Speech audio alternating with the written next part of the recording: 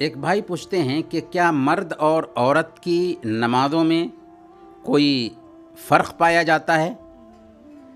اس سلسلے میں وضاحت کر دیجئے دلیل کے ساتھ۔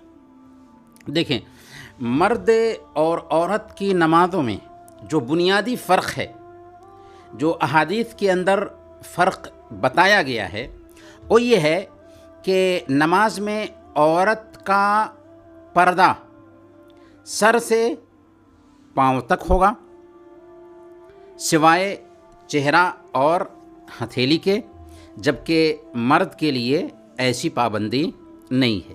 گویا کہ یہاں پر مرد اور عورت کی نماز میں فرق ہوا۔ اسی طریقے سے دوسرا فرق یہ ہے کہ جب عورتوں کی امامت کرائے تو ان عورتوں کے بیچ میں رہے گی، درمیان میں کھڑی ہوگی، جبکہ مردوں کے لیے ایسا حکم نہیں ہے، بلکہ وہ آگے کھڑے ہوں گے جو امام ہوں۔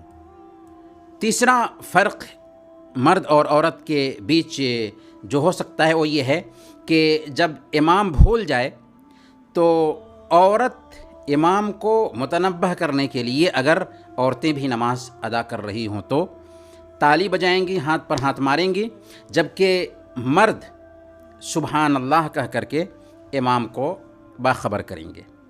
یہ بنیادی فرق ہے مرد اور عورت کی نماز میں۔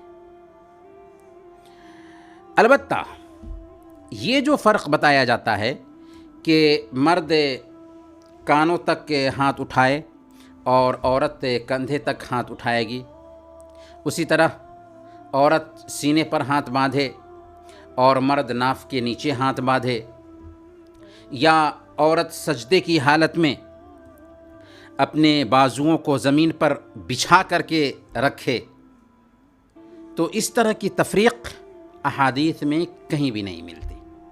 تو اس طرح کی تفریق حدیث میں کہیں بھی نہیں ملتی۔ یہ فقہا کی تفریعات ہیں۔ حدیث میں مرد اور عورت کی نماز کا جو بنیادی طریقہ ہے وہ برابر ہے۔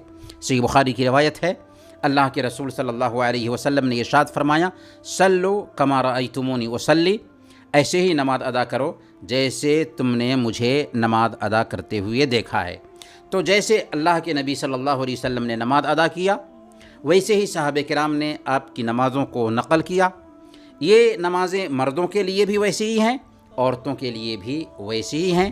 اللہ کے نبی صلی اللہ علیہ وسلم سے مرد اور عورت کی نماز میں الگ سے تفریق نہیں کی گئی، سوائے ان تفریق کے جو ہم نے آپ کے سامنے رکھ دیا ہے۔